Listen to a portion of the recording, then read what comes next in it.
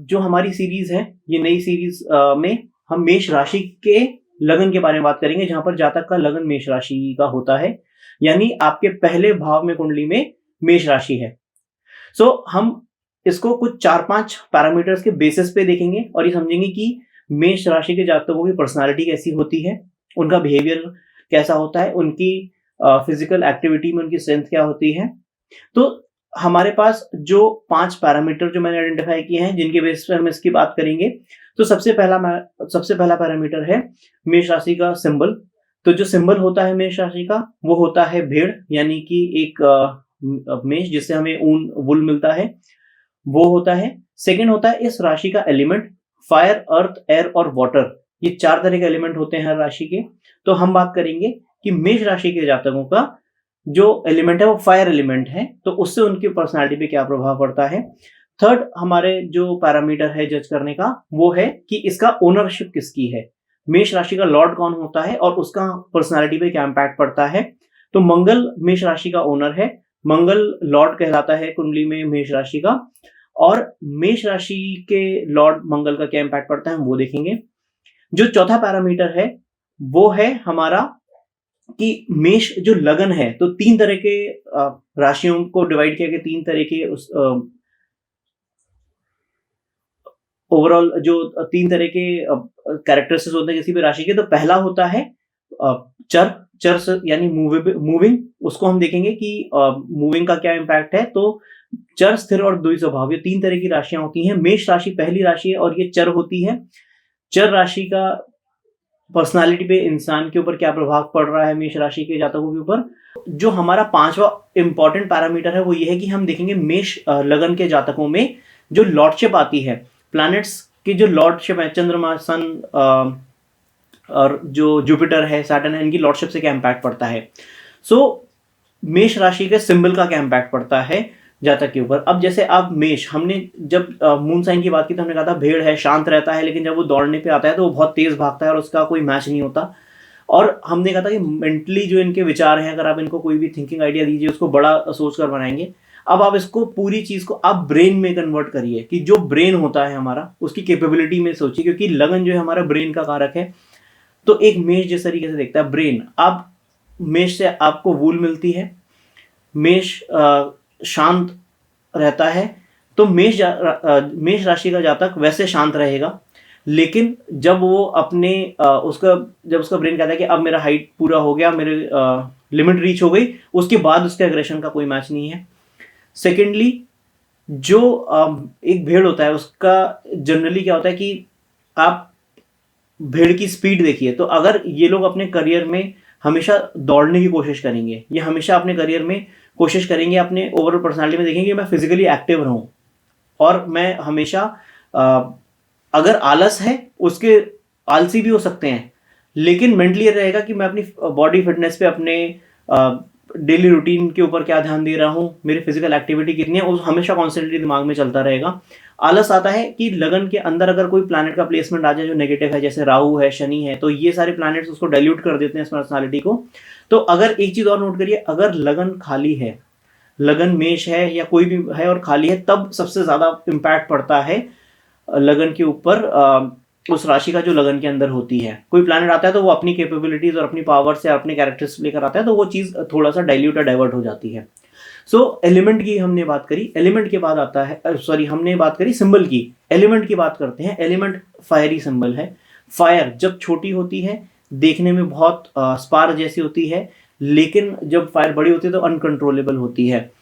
मेष राशि के जो लगन है, अगर मेष लगन है किसी भी जातक का, तो असेंडेंट मेष में इंसान छोटे आइडियाज को बड़े करने में अपने उसका ब्रेन हमेशा लगा रहेगा, कि मैं जो कर रहा हूँ ये छोटा है, मुझे बड़ा रूप लेना है, मुझे पर्सनालिटी वाइज बड़ा रूप लेना है। मे बी करियर हो, मे बी फैमिली के अंदर हो, किसी को गाइड करना है, कुछ भी करना है, तो उसको हमेशा दिखता रहेगा कि मैं किसी तरीके से अपने एरिया को, अपने जो ओवरऑल पर्सनालिटी डोमिनेंस है या अपनी फेम है, उसको मैं इंक्रीज करता रहूं।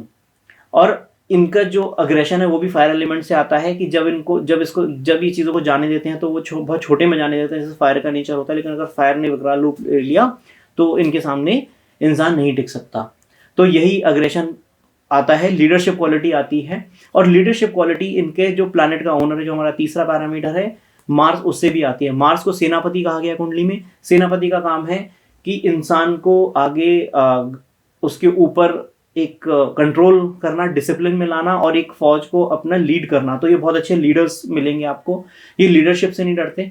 ये हमेशा कॉन्स्टेंटली अगर ये किसी जॉब में है या कहीं पर ऐसी जगह पर है जहां पर इनको लीडरशिप स्किल्स दिखाने को नहीं मिल रही, हमेशा अनकंफर्टेबल रहेंगे मेष लगन के लोग, क्योंकि इनका ब्रेन हमेशा कहता है कि मेरे अंदर जो लीडरशिप कैपेबिलिटी है उसको मुझे निखारना है, मे बी मुझे अपना सेटअप करना है, मैं अपने खुद का बिजनेस या कंपनी सेटअप करना चाहता हूँ, कुछ ना कुछ कॉन्स्टेंटली इनके दिमाग में चलता रहेगा। और इनको फायर प्लस जो इनका ओवरऑल मंगल ओनर है, तो ये बताता है कि इनकी ओवरऑल पर्सनालिटी, जनरली इनकी हाइट आपको अच्छी मिलेगी। ये इनकी पर्सनालिटी वाइज बहुत, जैसे आप देखिए सोल्जर्स की पर्सनालिटी होती है या तो फिजिकली एक्टिव लोगों की जो पर्सनालिटी होती है वो इनके अंदर देखने को मिलेगी। स्पोर्ट्स इनके अंदर नेचुरली स्पोर्ट्स की स्किल्स कूट कूट के भरी होती हैं। ये स्पोर्ट्स खेलेंगे या नहीं खेलेंगे ये डिपेंड करता है इनके कर्म के ऊपर, जो इनका 10वां भाव है या 11वां भाव है कि वहां पर क्या सिचुएशन है प्लैनेट्स की। लेकिन नेचुरली अगर ये किसी भी स्पोर्ट्स में, जनरली अगर मान लीजिए कोई पर्सन है वो नॉर्मली बैटिंग नहीं करता है या कहीं नॉर्मली क्रिकेट नहीं खेलता है, कोई भी स्पोर्ट नहीं खेलता है, लेकिन अगर वो पहली बार अगर बैट पकड़ेगा तो उसको सबसे जल्दी नेचुरली उसको इंस्टिंक्ट्स होते हैं उसकी पर्सनालिटी के अंदर कि उसको पकड़ेगा। सो मेष राशि के, मेष लगन के जो लोग हैं, तो इसमें जो हमारा चौथा पैरामीटर है चर, स्थिर और द्वि स्वभाव। तो चर होता है मूविंग, ये हमेशा मूवमेंट में रहने की कोशिश करते हैं, एक जगह स्टेबिलिटी को पसंद भी नहीं करते।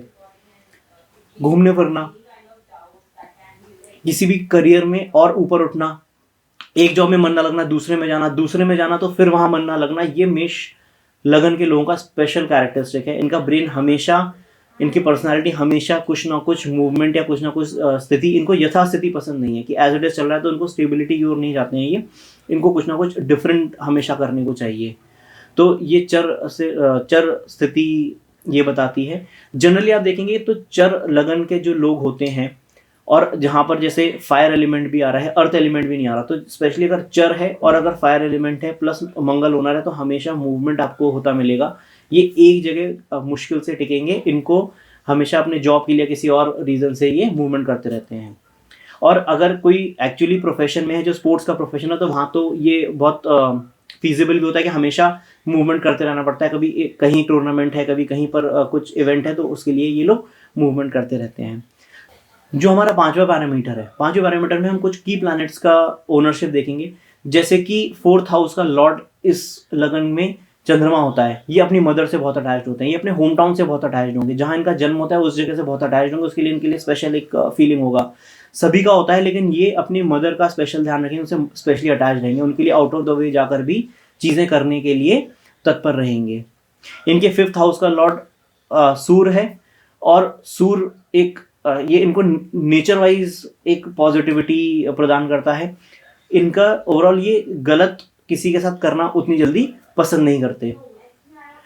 9th हाउस का लॉर्ड इसमें जुपिटर आता है, तो जुपिटर जो है, जुपिटर इनको स्पिरिचुअली कनेक्टेड बनाता है अपने बेसिक से। ज़रूरी नहीं है कि बहुत ज़्यादा पूजा पाठ करें या बहुत ज़्यादा मंदिर में ही आपको बैठे मिलें, लेकिन ये स्पिरिचुअली डिवाइन से कनेक्टेड रहते हैं। अपना जो इनका रूट्स हैं, जहाँ से ये उठे हैं, उस चीज़ को ये हमेशा ऑनर करेंगे, उस चीज़ से हमेशा उस चीज़ को एक रिस्पेक्ट की तरह ट्रीट करेंगे और लोगों से हमेशा रिस्पेक्टफुली ये बात करते हैं।